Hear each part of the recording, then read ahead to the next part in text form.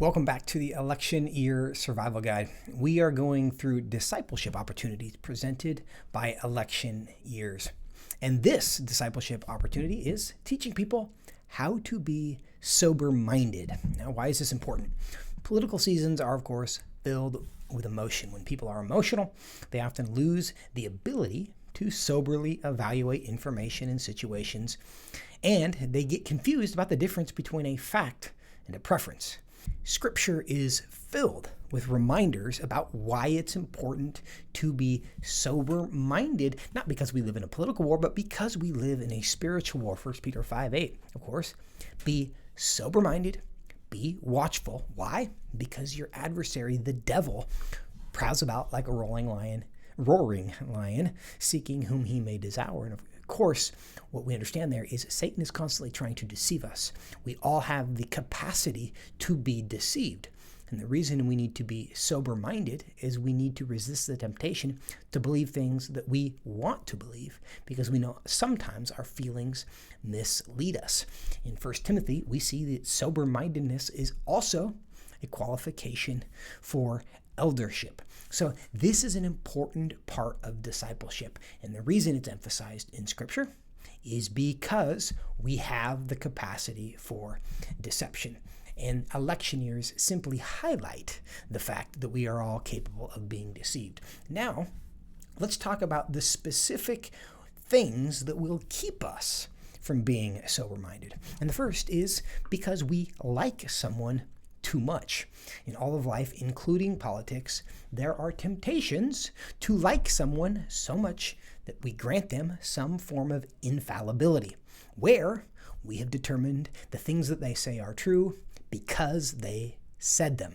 Now, this doesn't just happen with some political figures that we decide always speak truth. Sometimes it happens with our children in the way we parent. Little Johnny, of course, could never do something wrong when, of course, little Johnny is very capable of doing something wrong.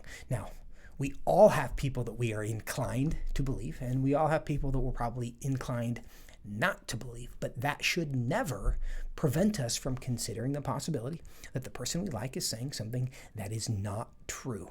And in all of our life, we need to evaluate something for the truthfulness of the matter, not simply conclude that because they said it, it's true, and so I'm going to believe them. Now, conversely, the second threat to sober-mindedness is that we dislike someone so much we conclude that they couldn't possibly say something that is true. We recognize this in partisanship all the time. We refer to this in the logical fallacy world as shooting the messenger. It's an ad hominem attack, that because of who you are, the thing that you said could not be true. But in a world where we care about the truth supremely, we have to recognize the possibility not only that the people we like might say something that's not true, either intentionally or erroneously, but the people that we generally disagree with are capable of communicating the truth. And if we sit back with a posture, as much of cable news media encourages us to do, of saying those people are always wrong and those people are always right, we become easy targets for deception. Now, the third threat to sober-mindedness is that we are only open to information that confirms what we already believe.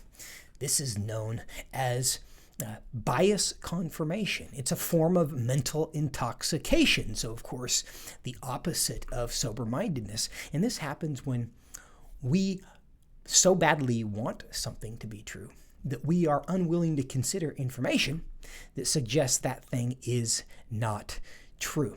And resisting the temptation toward bias confirmation requires humility in all of life, whether it's the news that we get from our doctor, the news that we get from our kid, the news that we get from our bank account.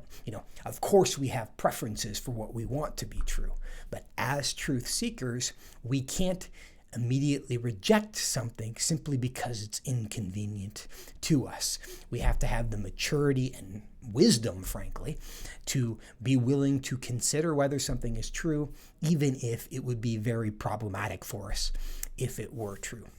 And so, to summarize all of these threats to sober-mindedness, it's why we as disciples should be sober-minded, is because sober-mindedness is evidence of our supreme commitment to the truth, is that we're walking through life through a broken, sinful world, recognizing that there are people that we like that might deceive us, people that we don't like that are capable of communicating the truth, that everyone is capable of misunderstanding something, miscommunicating something, intentionally deceiving us. The temptations of sin are everywhere, all around us, and we just need to be aware of the way those things function.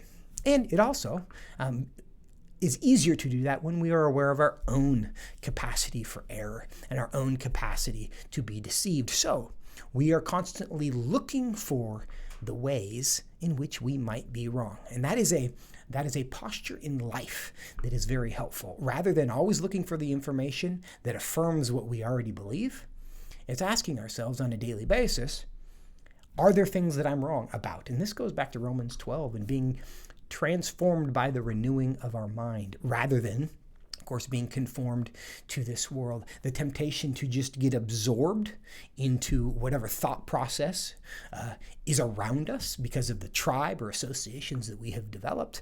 It's easy to simply conform to the environment around us. But understanding that conforming to the environment around us can lead us astray from the actual truth. We have to be checking our assumptions, our presuppositions, our biases to make sure, is the thing that I think is true, is the thing that I want to be true, consistent with the gospel, consistent with what God has told us always is true. And if we're there, we can evaluate information. We're in a situation where we are mostly pursuing the truth, primarily pursuing the truth. That's the state of sober-mindedness that will help us succeed in an election season, but it will also help us succeed in life.